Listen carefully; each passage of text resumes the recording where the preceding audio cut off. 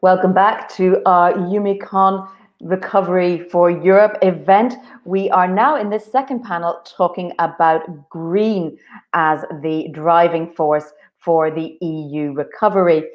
We are going to talk about climate change, we're going to talk about mobility and energy, and lastly, we're going to talk about promoting European innovation, all as part of this recovery plan for the EU as we come out of the corona crisis. To join us again, we have some great panelists. I am also once again going to be asking you, the audience, poll questions to get your input, so please do that. Keep an eye on the right-hand side of your screen where the polls are, and also please use the Q&A function. I will try to put your questions to our panelists as we go through our discussion. So with that, there's a slight change to the lineup. Daniel Mess was due to be with us. Unfortunately, he's had to bow out, but we're very happy to stay with us. Thank you once again, Peter Hanley from DG GROW in the European Commission. We also have from the European Parliament, we have MEP Svetlana Penkova from the S&D Group and member of the ITRE Committee.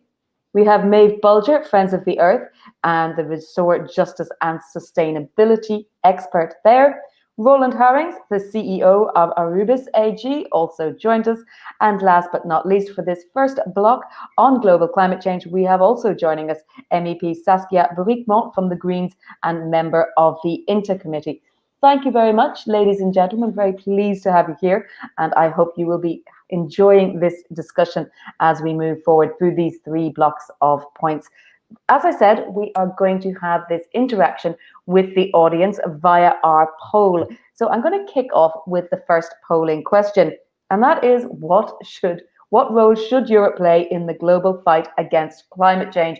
It's a huge overarching question, but we've tried to narrow it down into three multiple choice answers.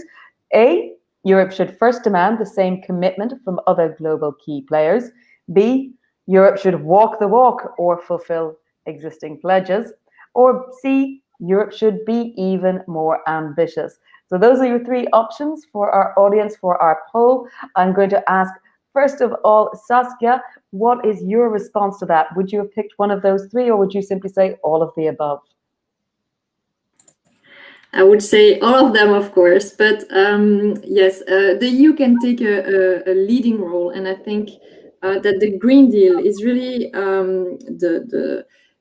or green line for the years coming, and putting objectives when it comes to zero carbon emissions, when it comes to the climate law and the different strategies coming from the Green Deal. And as a member of the INTA committee, we have also strong tools to implement for our external policies through trade, through our trade agreements, and including in our trade agreements sustainable development chapters that would be enforceable in order to also achieve global climate-related issues with our economic partners.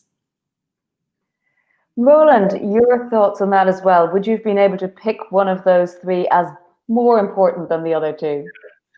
Yeah, thanks, Jennifer. No, speaking from the industrial perspective, from a raw material producer, I think we have to maintain our leading role in climate change, because if I look at what this industry in Europe has already achieved, we are leading in all aspects of sustainability and also in the way we do our business in a green manner.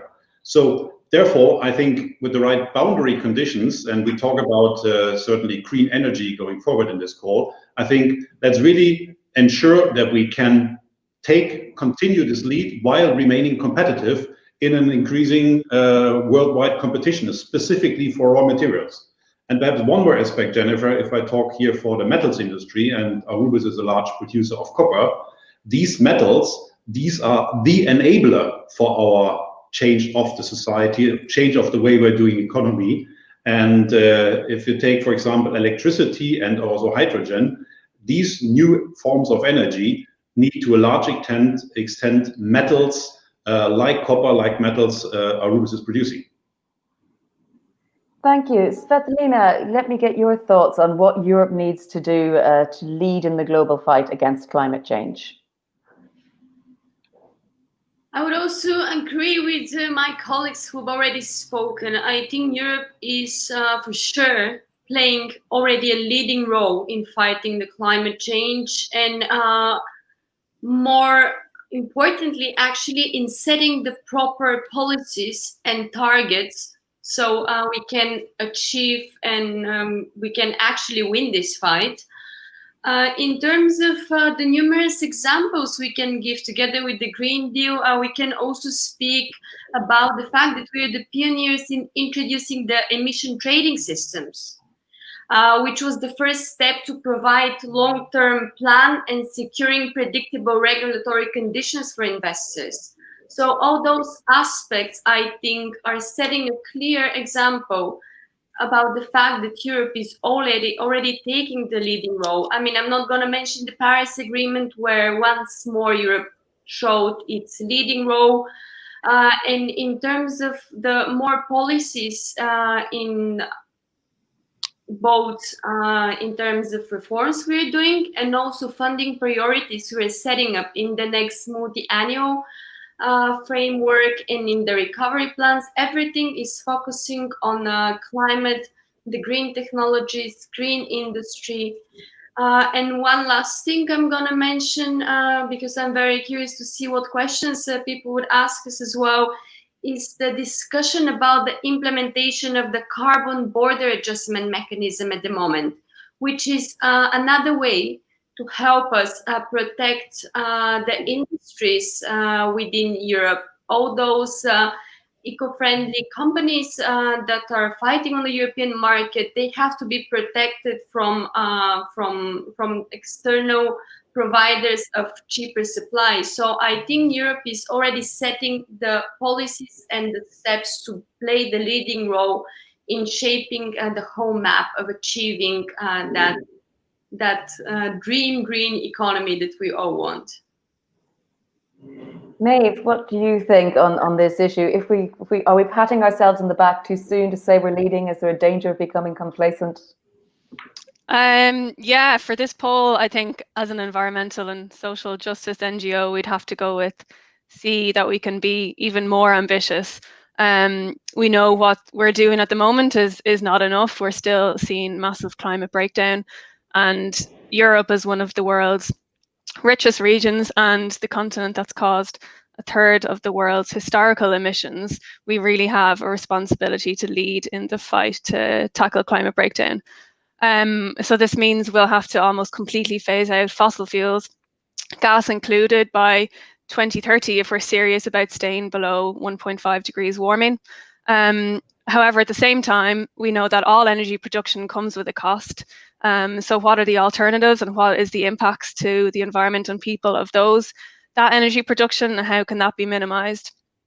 So in terms of this, the first priority would obviously be on reducing our energy consumption.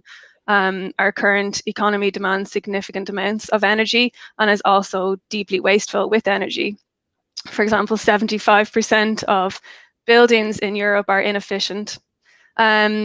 So yeah, that's the first overall thing, reducing energy consumption, and then moving to 100% renewables and electrification is vital. However, this is what this whole conference is about, switching to 100% renewables and electrification, while at the same time consuming business as usual will demand huge amounts of metals and minerals, which we know have great environmental and social impacts and injustices in their extraction, processing, consumption, and end of life. So I'll leave it there for the moment. I'm sure we'll get into more details in the next questions. Thanks, Maeve. Peter, your thoughts on that poll question? What should Europe be doing? And I won't tie you to A, B, or C if you've got D again. Yeah, I think I always go for D as my default. So Europe, yes, it should be leading the way for climate mitigation. But Europe on its own is a shrinking proportion of the total global emissions. So we have to make sure that the pathway we choose also uses our leverage to get the rest of the world to go in the right direction. Otherwise, we're just going to be morally superior, but the world is still going to be sinking. One thing that's interesting in the Green Deal is that we're using climate change and our environmental ambitions as a key driver to transform our economy. And the Green Deal strategy itself says that you can't do this without raw materials. In fact, it says clearly that access to a sustainable supply of raw materials, both primary and secondary, has become a strategic security question for the European Union and its ability to deliver the Green Deal. Right, well, let's see what the audience thought of that question and see how the votes went. No, well, I mean, walk the walk and fulfill existing pledges is out in front of the other two, but both demand the same commitment from other global key players and probably even more ambitious, both getting more than 25% of the response there. So it's not one thing or the other. I suspect very strongly that if we had D down there, all of the above, that would have been a 99% winner. Let me get the opinion again of our panelists. Saskia, are you surprised by the result of that poll? Is that something you would have expected? I think it's globally balanced as an answer. And as you say, I think if we had everything to choose, we would agree that the EU has a leader role to play, but also is wanting to go along with other countries. And I think we might have an opportunity there to work hand in hand with the new American president, even if his policy won't completely change on the international level. I think he has shown commitments to reintegrate the Paris Agreement on the carbon adjustment mechanism. He has also mentioned in his program that he's willing to work on this. So if we can work with the United States on such a mechanism, I think it's even more interesting. We have also seen that China has recently adopted targets for 2060 when it comes to zero carbon emissions. So we see that economic powers, leaders are integrating the climate change as an economic issue and also a domestic issue in order to stay competitive and economic world leader. Well, as a follow-up question to that, I mean, I think here we've said as one of the options was commitment from other global key players. Now, we tend to focus, therefore, on the US and on China. But what about the argument for other players? You know, we think about other parts of developing countries, so Africa and South America, other parts of Asia. How much involvement can the EU have with these other regions and other countries to sort of give everyone a hand up? Thank you. Well, I think, again, that through our trade policies, we have tools that we can use to work hand in hand with our partners and also the least developed partners. I think it's important also to start from their priorities. And when it comes, for instance, to Africa, they are willing to conclude a regional economic agreement. And I think that the European Union should support them in this and then conclude a global agreement, EU with the integrated regional African agreement. Of course, it will still take years because negotiations are going on, but I don't think it's a good approach to negotiate separate EPAs and FTAs with some countries in Africa, for instance. We also know that greening our own policies doesn't necessarily mean greening policies in developing countries, because we are relying on resources coming from those countries. And that's also why we are now working at EU level on due diligence legislation for the whole supply chain, and not only for European enterprises, businesses, but also for our suppliers. And I think through such due diligence legislation, and again with enforceable mechanisms and eventually sanctions, we can work. And as it has been mentioned, economic issues and the fight against climate change might also bring further insecurity. And we know, and there has been an interesting report from the World Bank, that the list of critical raw materials, for example, the Commission also set up a list of those critical raw materials is growing. So it's important to take that into account and to be strategic about our own green and greening industry in Europe. Thank you. Saskia, we have a follow-up question for you coming in from our audience from Guy Theran, who's asking, who should pay the price associated with answer C, which is to be even more ambitious? How do we fund that? I think being even more ambitious means at least taking really into account the climate emergency and being coherent between our policies. Being coherent means a huge adaptation of two sectors. Again, trade, when it comes to EU policies, I mean, and agriculture. I think those two sectors are the two weakest when it comes to fighting climate change. As it has been mentioned, the industry sector, energy sector are already making efforts, transport sector also. Research and innovation is working on the issue of climate change. So I think that inside the EU, private sector is also a partner in this. We can work end in end, and we have to work end in end, because I think that we all know that if we do not adapt, if we do not take the necessary measures from now to become climate neutral, we will have to pay even more later to adapt and to readapt our policies and our behaviors or production systems or import and export systems, transport area, and I know we're coming to this topic, are important when it comes to adapt to the new realities we will have to face. So it doesn't necessarily mean more means, although we have been fighting when it comes to the MFF, multi-annual financial framework of the EU, to be very ambitious when it comes to the budget and trying to orient the budget to green policies. So to really bring the budget in line with the Green Deal, again, to be coherent when we have to adopt the different legislations and budgets in order to reach our targets. And I think the Green Deal contains a lot of very interesting and strong strategies that now need to become real action plans with financial means. And I think also at the member states level that we sometimes are still, how to say, not ambitious enough.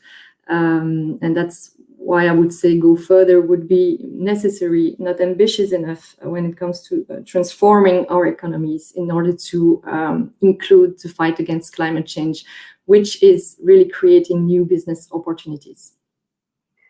Thank you very much, Saskia. Thank you for joining us. I know you have to leave us now, but we really appreciate you taking the time to make this intervention for our climate change section. Once again, we welcome your thoughts. The rest of the panelists are staying with us, so please do keep your questions coming in. Roland, I believe you can comment on this question regarding the global role the EU must need to play. Yes, no, thanks, Jennifer.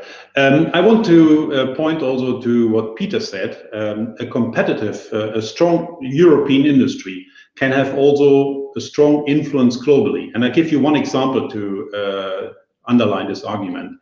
We have been part in a global discussion in the framework of the International Copper Association to look at the total value chain of copper. And we heard about that we have to look really also into mining, into the raw materials which are coming from all regions worldwide, like copper mainly coming from South America. We have initiated, or we have jointly initiated, a program which is under the label of Copper Mark. So we are putting in a very strict framework and a certification for the total production chain of copper, starting from mining, about smelting, up to the final product. And with this as a strong player, we can really influence not just Europe, where we are leading, as I said before, in the aspects of sustainability, and are, let's say, a good example for the industry worldwide. With, just to give you another fact, the emissions of CO2 per kilogram copper produced in Europe or produced by Arubis is half of what you have in the rest of the world. So we are really seen as the example what can be done in this kind of raw material production. And now we are also leading and also encouraging the other players, key players of the industry, to join this journey and certify for Copper Mark and ensure a sustainable production, a more sustainable production of the raw materials that we, as was already said, that we really need in Europe to go this path of electrification and to make this Green Deal possible by having new sources of energy instead of the fossil fuels that we are used for so many years. Thank you. Svetlina, I think you wanted to join in and make a comment there on how the EU can lead globally. Thank you. No, I think most of my colleagues have already shared the main aspects, but in terms of what we've said about the cost to be paid, I think it's really important to ask ourselves the questions about the fruits to be harvested as well. Because, I mean, looking at the scientific data, if we continue living the way we are used to now, it's definitely going to have quite tremendous effects in the near future. This is one of the first things. The first thing I wanted to add. And the second thing about other countries and like what you've asked in terms of like how we should deal with like developing countries, or like what should be our basically our policies towards the US and China in terms of their movements towards green economy. I think we definitely should ask for them to comply with what we do as well, just because otherwise we wouldn't achieve the overall effect of what we're trying to get to. But also we should be thinking about protecting our industries in Europe.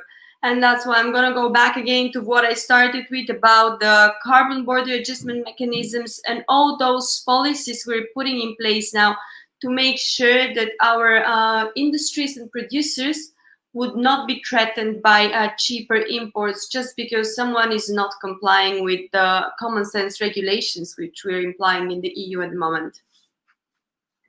Thank you very much. Now, I'm conscious of time, so I want us to move on to the question of the transition of mobility and energy. And I do see plenty of questions coming out. I will allow Roland one quick comment about carbon border tax. But then we are moving on to this question of mobility and energy. Roland. I'll make it very brief. I think from the first view, you could say carbon border adjustment tax could be a tool.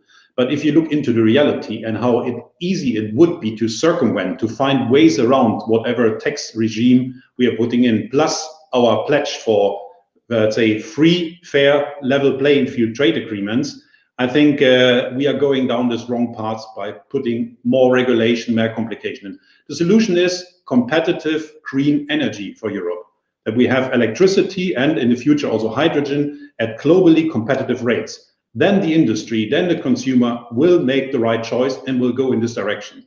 I would really urge not to think about more complicated regulations, tax regimes, or other things put in place.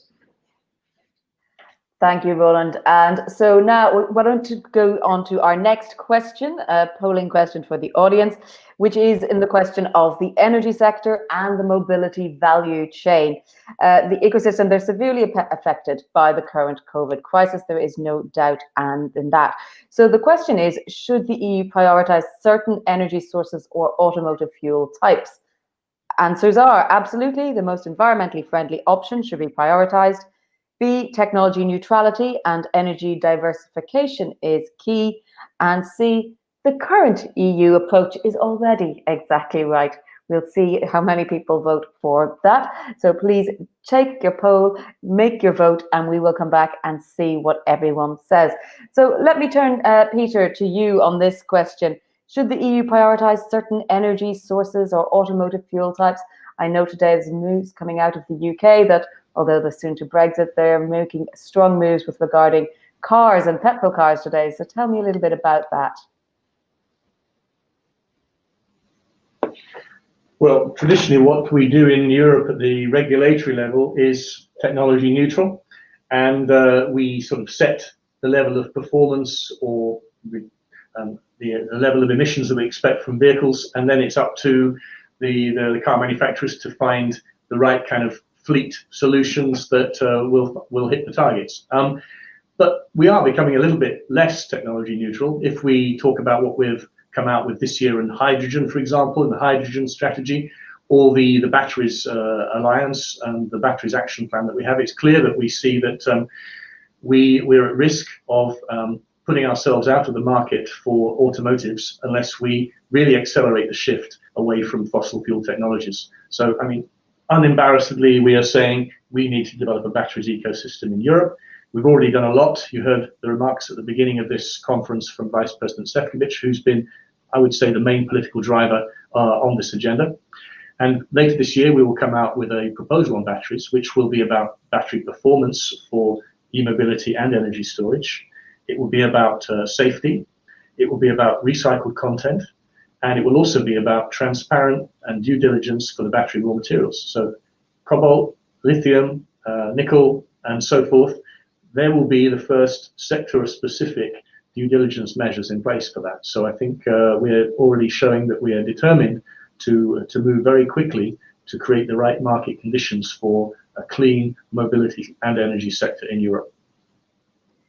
Thank you. Maeve, can I get your reflections on this poll question before I move to a follow-up question for you from our audience? Yeah, so I guess looking more broader at the mobility system rather than specific technologies, our mobility system in Europe is the third most environmentally impactful sector. So we know the way we currently move isn't sustainable, and it won't be solved by switching, for example, from individual petrol or diesel cars to individual electric cars. We know this will shift the burden of impacts to a massive demand for certain metals and minerals, such as lithium, like Peter mentioned. So yes, while we do need to electrify our transport and mobility system, we need to ensure that the limited European fair share of metals and minerals for this sector must go into public transport, public and accessible transport for all, rather than very much individual cars, for example. And also we must embrace slower mobility and less mobility like we're seeing at the moment, which is having a positive impact. We don't need to fly so much for work. We don't need to move so much to have a good life. And I think in Europe, we're especially privileged that we're used to this, but most of the world don't have this kind of lifestyle that we do. And it's not necessary, and it's causing a huge impact. Thanks, Maeve. The question from Holger Kramer, he's asking about the business case for ambitious climate targets. He says, it's very easy to call for phasing out of fossil fuels, but are we aware about what that means for the economic and social dimension? Yeah, I mean, that question, I think the science is clear. If we don't phase out fossil fuels, we're going to end life on Earth. It might not be the impacts for us, like I just mentioned, where I'd say nearly everybody who's listening in on this conference is one of the top few percentage of very privileged people who live on this Earth, who are consuming more, but also we're not suffering from the impacts of climate change yet. So we're not seeing the impact. So I think maybe it's difficult for some people to see this, but the science is clear that it's going to have a massive impact first on the most vulnerable people. And inequality is already huge. So it's not a question of what are the impacts going to be. The science is clear. We need to move out of fossil fuels. And this doesn't mean that we need to move to a stone age or something. We can have a green future with satisfying basic needs for all, but we do need to change our lifestyles. Thanks, Maeve. Svetlina, just your thoughts on the poll, on what Europe should be doing. Industries as well and companies are facing increased energy prices for production. Should they have more autonomy to choose whichever works best for their industry?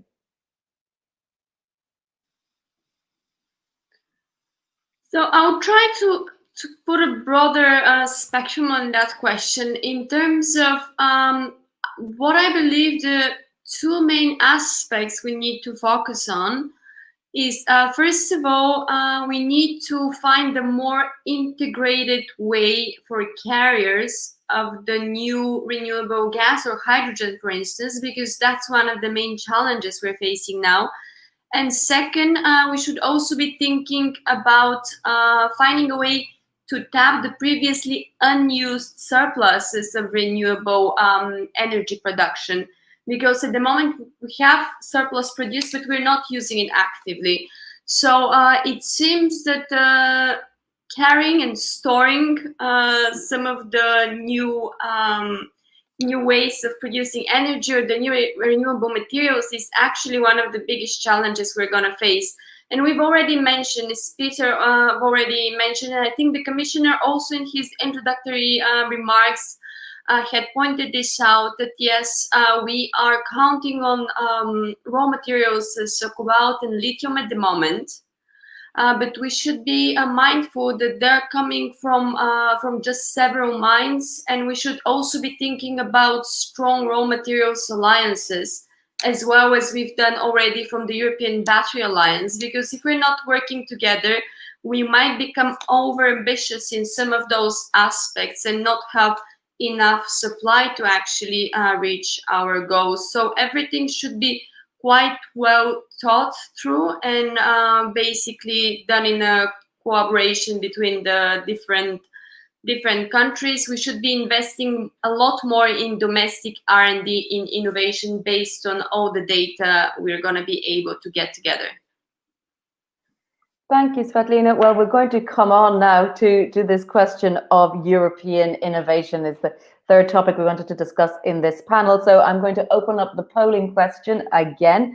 And it is often emphasized that the economic transformation can really only succeed when Europe uses all of its potential. So our question is, which general approach is best suited to European and promoting and encouraging European innovation? Is it the stick approach, more regulation and bans? Is it the carrot approach, increased funding support? Or the European recovery should be the priority before focusing on the economic transition?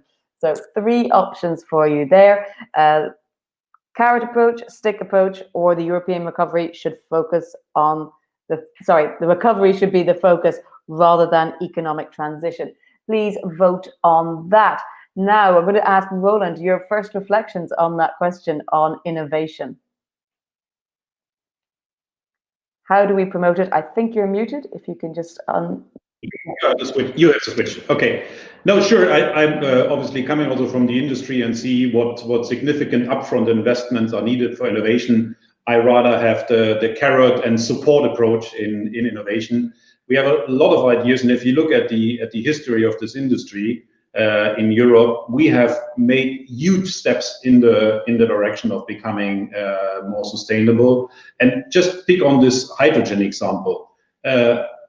Hydrogen with the right conditions, again, if you say the carrot, if there is a perspective to have competitive pricing of green hydrogen going forward, I can assure you the industry, and not just Arubis, will really do this transition, because it's not just because there is a regulation or so, because our customers, our consumers, our stakeholders, our investors, everybody, also our own people working in our companies, they are asking us to really move in this direction. So I have the impression we don't have to convince people that we have to be more sustainable, that we have to go to a more greener economy.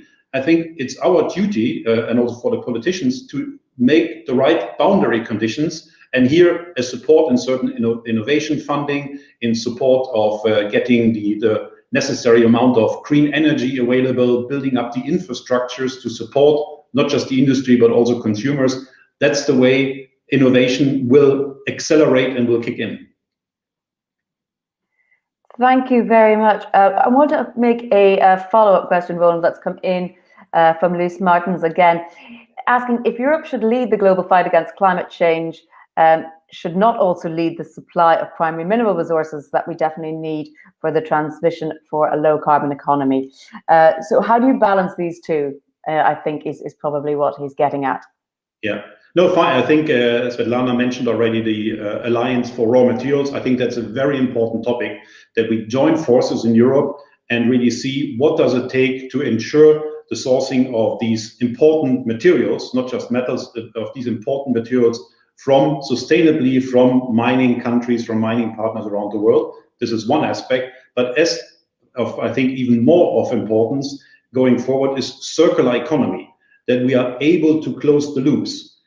We have a lot of, I always say, mines on wheels. If you take, for example, cars, there's a lot of important materials and metals is in these vehicles, in our economy already, in our society. And unfortunately, today, we still let a lot of these important raw materials leave Europe. They are going to somewhere and are there recycled or not even recycled. And if recycled, certainly not under the high European environmental and energetic standards that we established here. So I think this initiative, which is part of the European Raw Material Alliance, that we look one side, sustainable sourcing from mining, really from end to end, but really put an additional focus on circular economy. And there are some wonderful examples what can be done in circular economy. And Peter, you raised the point, battery technology coming.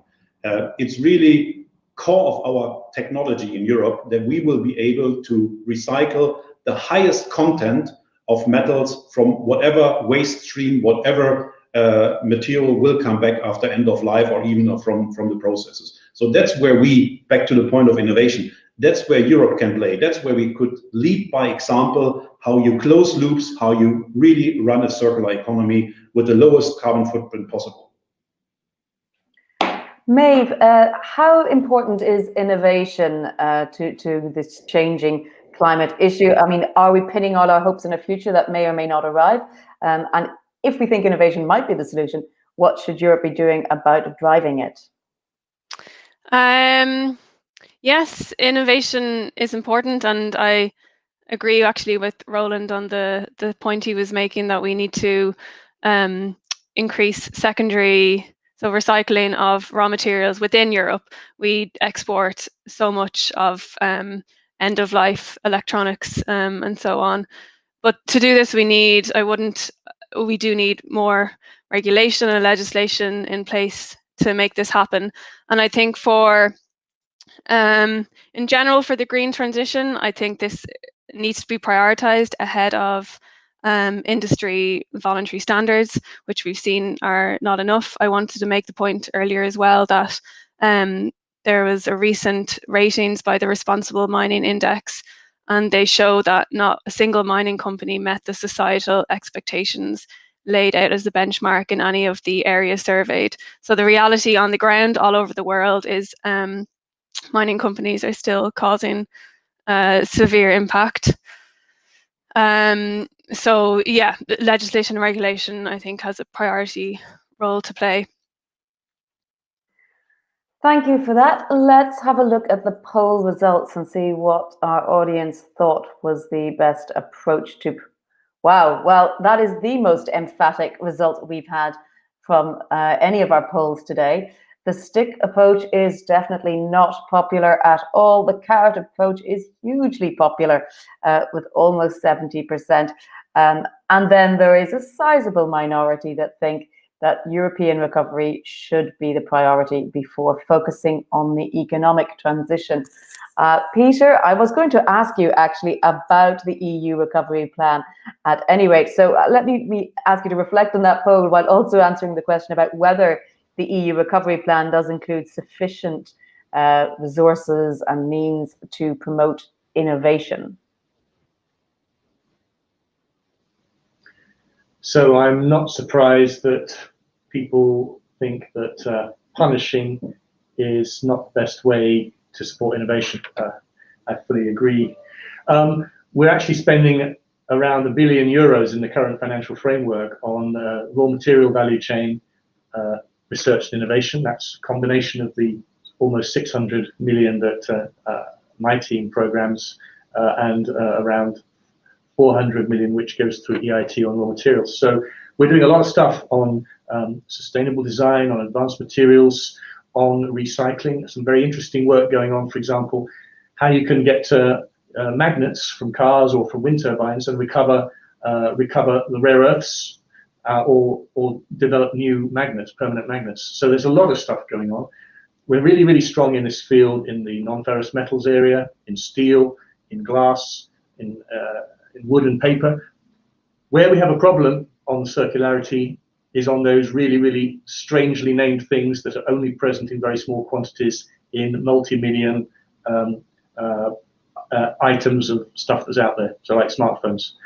It's very hard to crack that economic viability for recovery, and that's what we really need to focus on. The waste, electronic and the electrical equipment stuff has massive potential for us to become much more efficient in recovery. As far as the recovery fund is concerned, my commissioner has been sending very clear signals that he hopes and expects that member states will put in their national recovery plans fast-tracking investments that will help us become more resilient for critical raw material value chains, particularly on the extraction, the recycling, and the refining side. So we're currently looking at the national recovery plans that have been sent in draft, and we're systematically saying, where is your plan for critical raw materials? Where is your plan for decarbonizing heavy industry? It's unfortunately not so far the case that these things are being systematically addressed in the recovery plans. But from the Commission side, it's extremely clear. We want to use this unfortunate disruption of COVID-19 to accelerate the transition to where we want to get to for the European Green Deal. Thank you. Well, they do say that crisis is the mother of invention, so perhaps that will be true in this case as well. Svetlina, what are your thoughts on whether or not the EU recovery plan includes sufficient means for promoting innovation? First of all, I also would support Peter that I'm not surprised by the answer, because when you have an option of increasing the funding, a lot of people would naturally go to that option.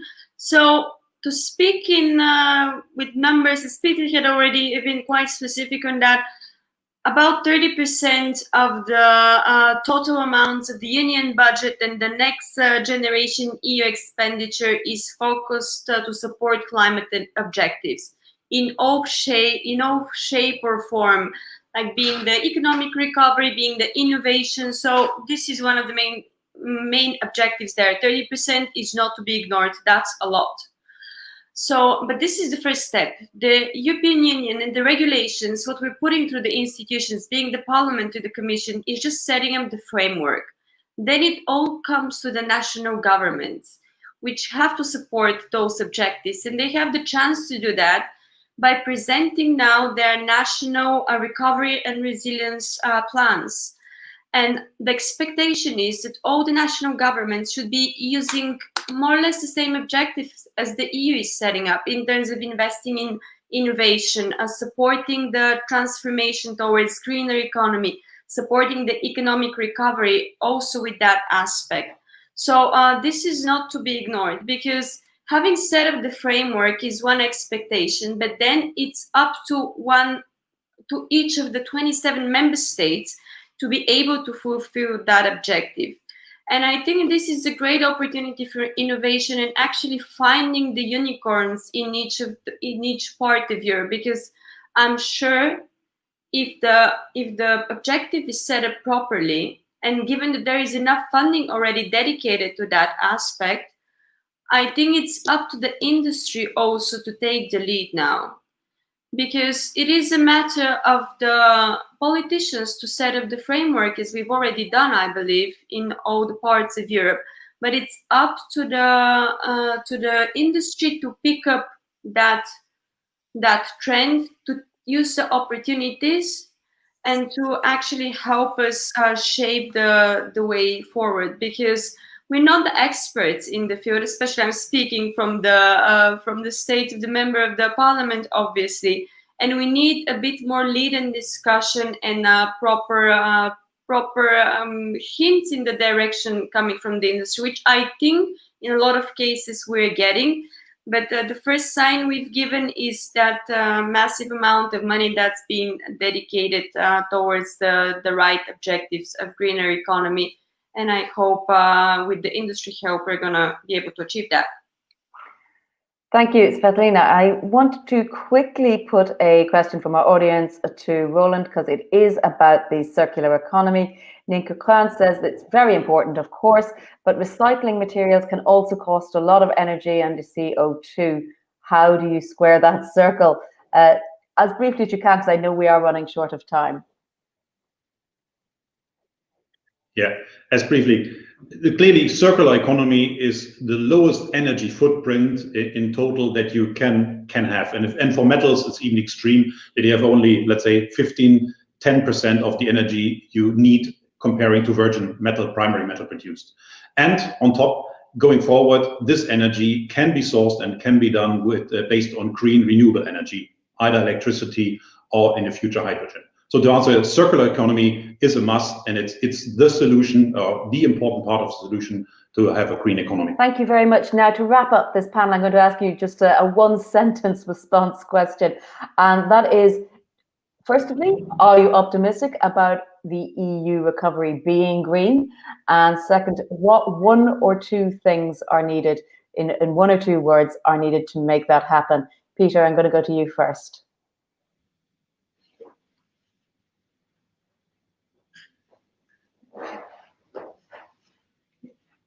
Move very fast to develop much more security of supply for primary and secondary raw materials, and make sure that these are much more sustainable than in the past. Thank you. Maeve? I don't know if I can do it in one or two words, but yeah, it needs to go towards a strengthened European Green Deal, ensure that there's no bailouts for fossil fuel industries or companies with track records of human rights or workers' abuse, and yeah, prioritize jobs and decent salaries and lowering environmental impacts. Svetlina?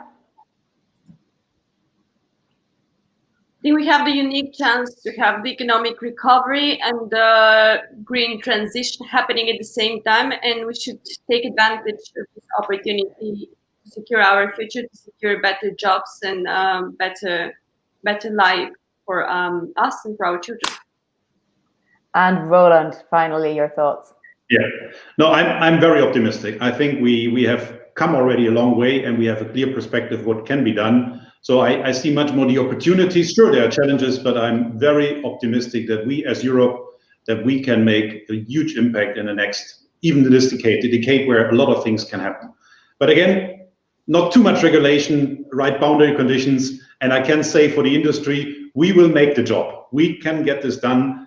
Don't try to limit everything and make it too complicated. We need some freedom to make the right choice for each of the industry to make this, also to maintain the competitiveness, which is the basis of doing all the investments and having all the materials and all the supplies that we need as a society.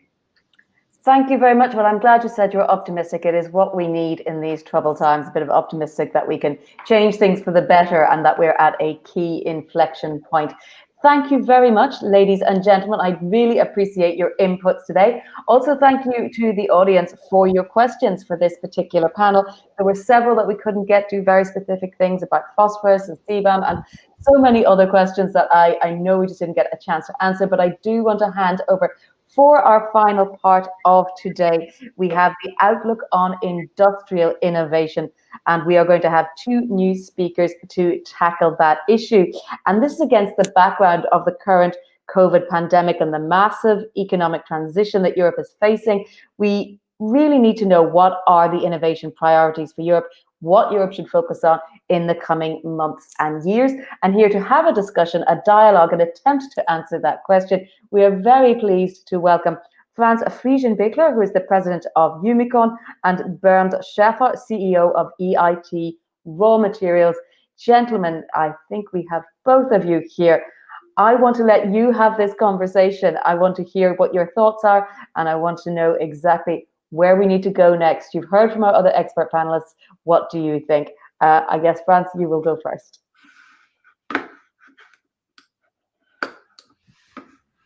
Thank you very much, Jennifer, for the introduction into this last session of our conference. And before I'm coming back to the question about the priorities on innovation, let me pick up one question, or at least one or several questions from the chat room. And there was the question, what is the difference between EUMICON and European Raw Material Alliance? There's a big difference, I would say. And let me explain that in that way, that EUMICON was founded in 2011. So that is the point in time when the European Union released the Raw Material Initiative Directive. And at that time, we developed the EUMICON platform. And EUMICON is acting as a platform of the metals and minerals industry. So everybody who is an expert in metals, minerals, upstream or downstream value stream can join our platform. But we are not limited to a single mineral or to a single metal. We are open and broad for every kind of mineral production, including industrial minerals, metals, and so on.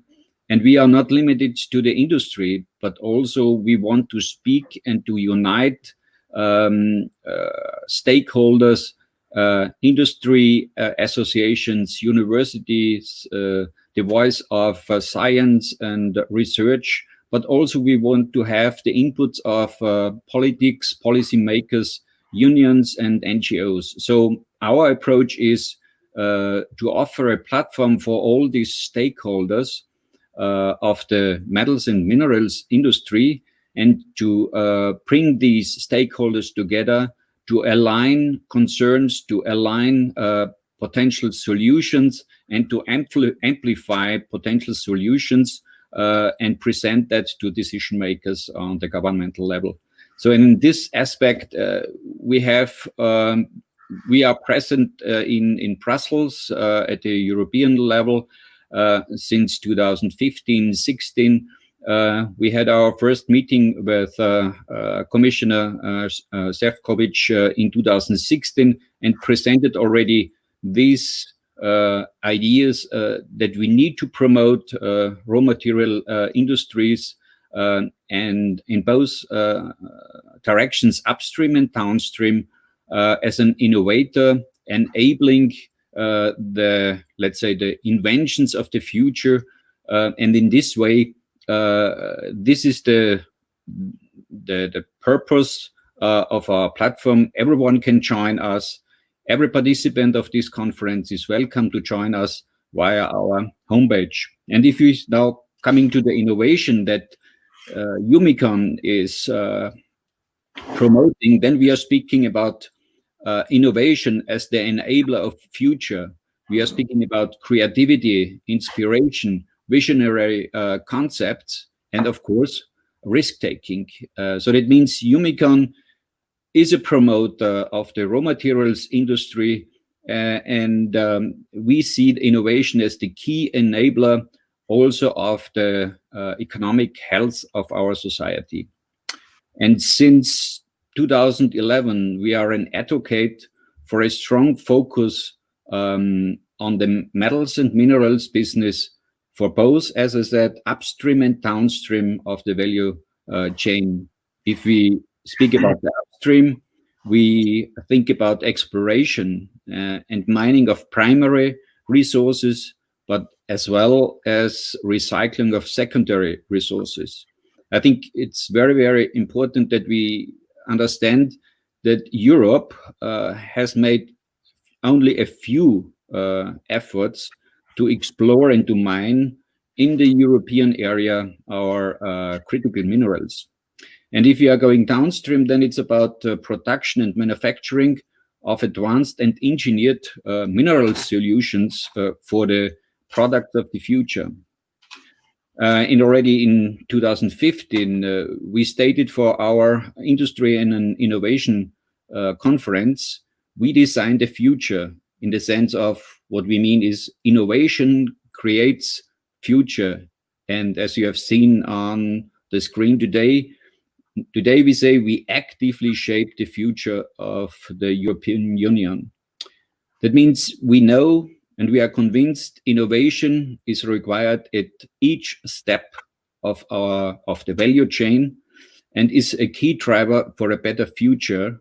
And in the current environment, it's about innovation for a transition from brown to green economy, and enabling the initiatives and the change of the Green Deal. So the good message in today's bad time of COVID pandemic is that society got aware of some significant deficiencies and dependencies, but on exactly these facts create now the willingness and the acceptance for change. And change, this kind of change is, I think, it defines also the priorities for innovation of our industry. And let me conclude.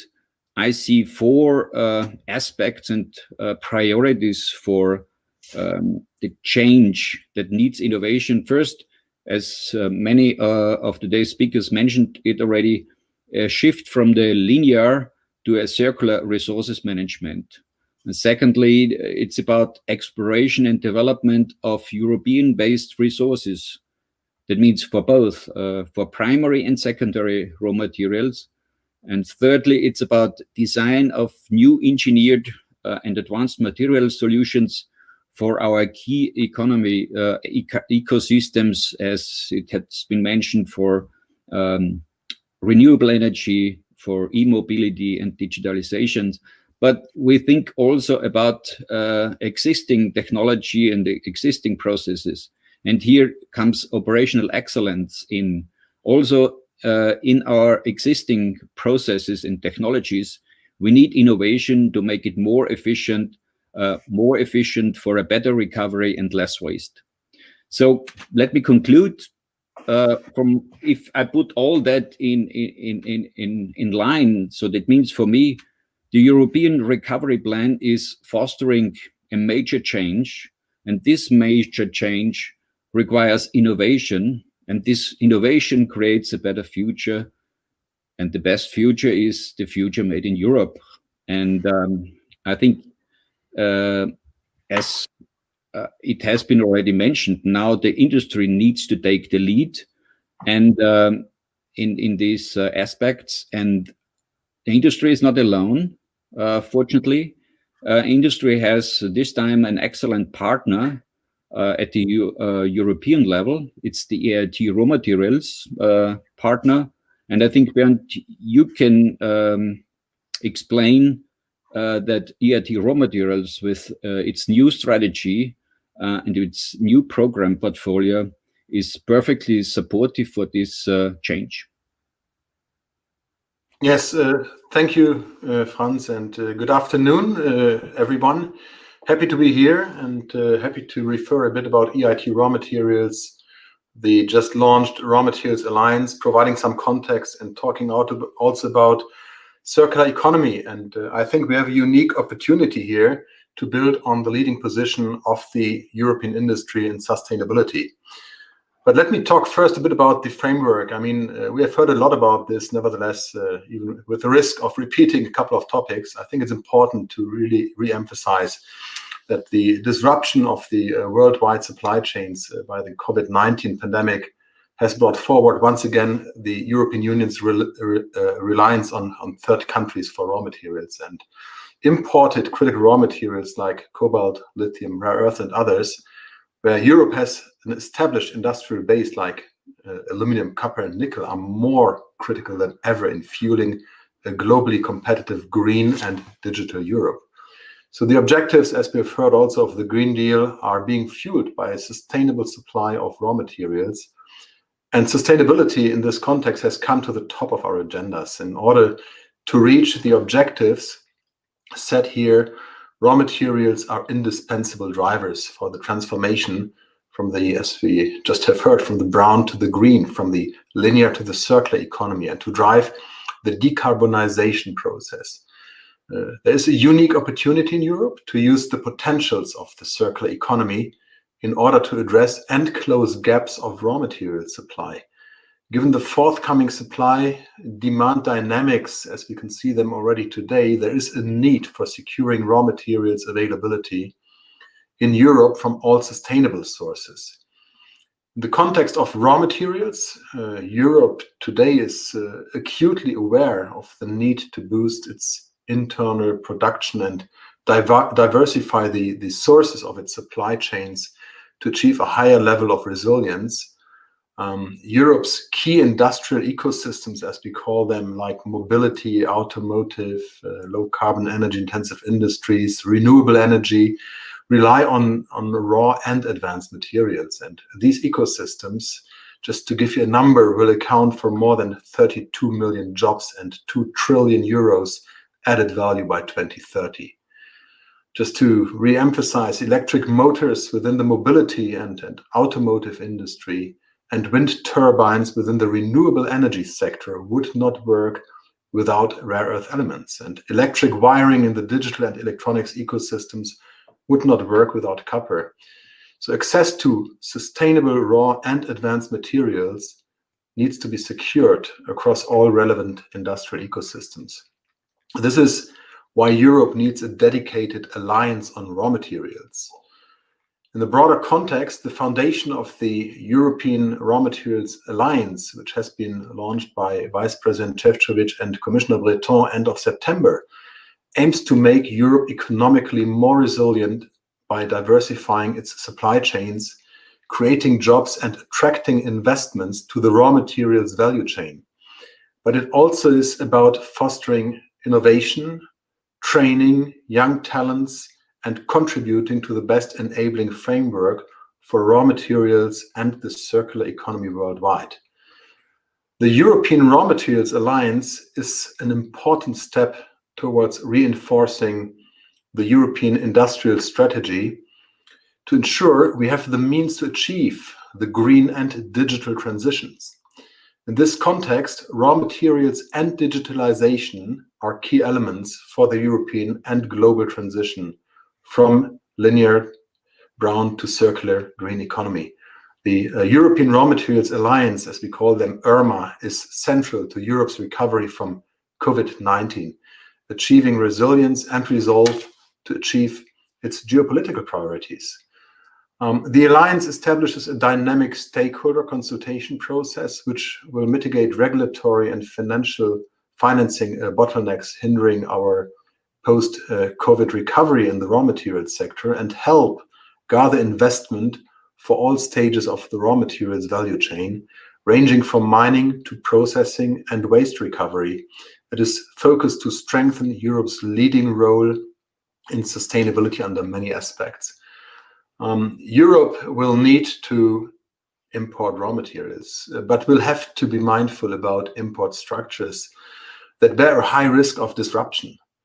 Critical raw materials, for example, are used throughout Europe's ecosystems, and the EU needs to have a quantitatively fact-based and forward-oriented view in order to have a qualified and valid discussion on the supply-demand dynamics until 2030 and 2050, in order to incentivize and effectively execute necessary up, mid, and downstream investments which address the full value chain from exploration, mining, processing, recycling to product design. In 2020, 30 critical raw materials have been identified in Europe. New to the list are bauxite, lithium, titanium, strontium. Today, there's a high concentration of supply through few import countries, in some cases, such as rare earth elements, with a concentration of over 90% import dependency. I think we heard this before today. Raw materials are fundamental for the transition to the low carbon economy, as modern technology like wind turbines and advanced products, for example, batteries for electric vehicles, rely heavily on critical and other strategic raw materials. The CO2 footprint of raw materials fundamentally influence that of the final product. The potential of critical raw materials in this context to drive the green transition is huge. In a global context, the decarbonization of the green economy needs to consider not only the CO2 footprint of the finished products, but also the CO2 footprint of the entire life cycle of a product. So EU's dependency on China for rare earths and other critical elements is immense. China provides 98% of EU's supply for rare earth elements and 93% of magnesium, respectively, which are key enablers to climate neutrality and digitalization. But the EU is also dependent to other countries where the relationship can rather be classified as tense. For example, 98% of the European borate supplies used for permanent magnets and high-performance glass comes from Turkey. This is where the foundation of a raw materials alliance in Europe is important. Although Europe will need to boost its ability to produce raw materials in-house, even in the long term, it is inconceivable that demand will be met entirely from domestic production. Hence, there is a need to establish secure, reliable, and sustainable supply channels. Europe will need to work together with reliable partners to maintain and indeed increase their skill base, innovation capacity, and R&D infrastructure and human capital to maintain a competitive edge in the sector. So Europe will strive to achieve a high level of independence and sustainability by sourcing critical and strategic raw materials from within the EU, as well as from reliable partners outside the EU. Given the ramifications of Europe and global industrial strategic ecosystems needs, there's a progressive intertwining when it comes to the sourcing of certain raw materials. There's a vested interest to closing the foreseeable supply-demand gaps by addressing the full value chain pattern.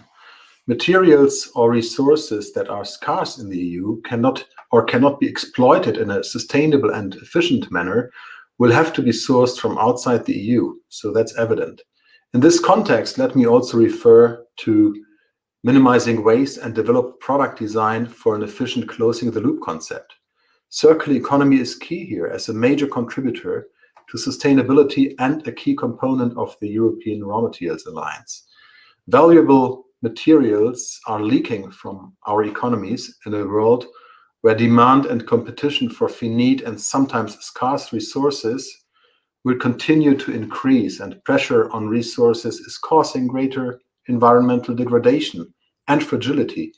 So transition to a more circular economy requires changes throughout value chains, from product design to new business and market models, from new ways of turning waste into a resource to new modes of consumer behavior. This implies full systemic change and innovation, not only in technologies, but also in organizations, society, finance methods, and policies. Circular economy is currently one of the main strategies and initiatives at a European level, and EURMA clearly represents one of the most relevant stakeholders able to support, boost, facilitate the adequate implementation of this absolutely key strategy through specifications on design for circularity, recycling of end-of-life product, and industrial waste valorization. It addresses the industrial symbiosis as source of secondary raw materials.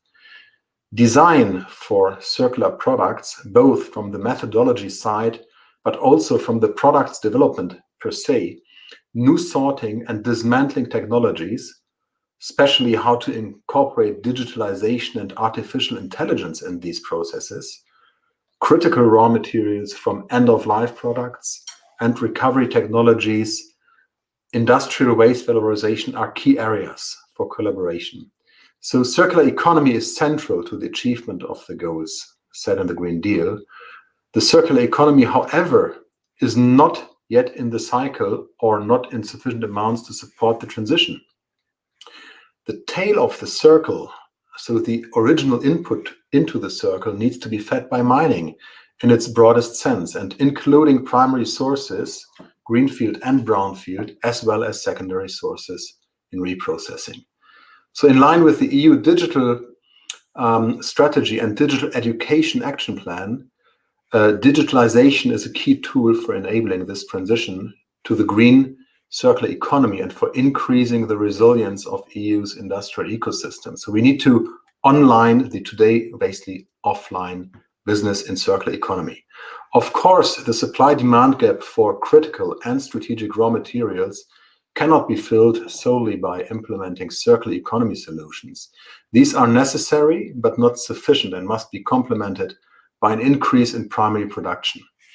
Europe should strive to achieving a high level of independence here, and significant effort should be put into informing the public about the financial, environmental and social benefits derived from establishing a thriving mining industry in the EU. Any effort led by industry, however, will be perceived as being biased. So therefore, the effort must also be coordinated jointly by industry, local government, national government and NGOs. So this also implies an inclusive and proactive dialogue with NGOs and stakeholders along the strategically important ecosystems. Thank you for your attention.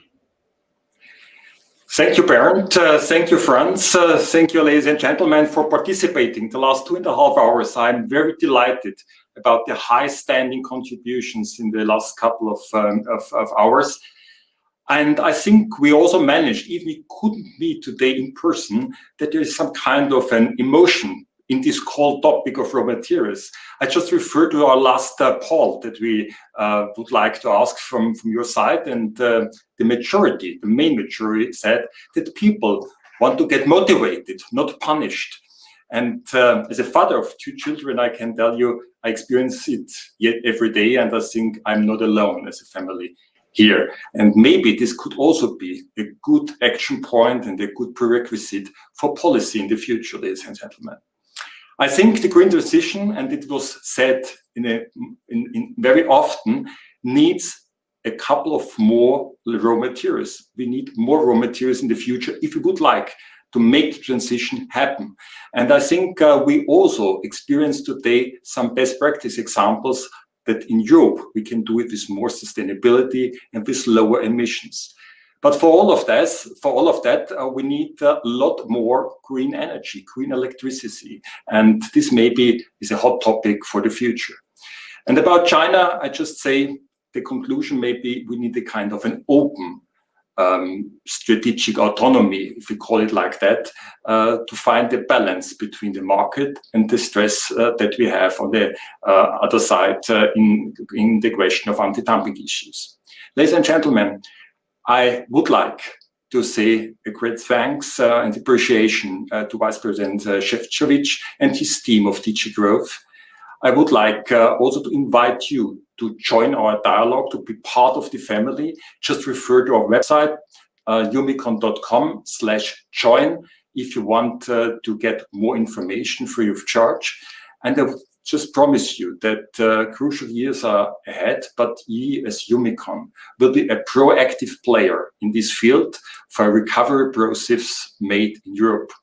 So thanks again, ladies and gentlemen, for participating, for your contributions in the chat and for your questions.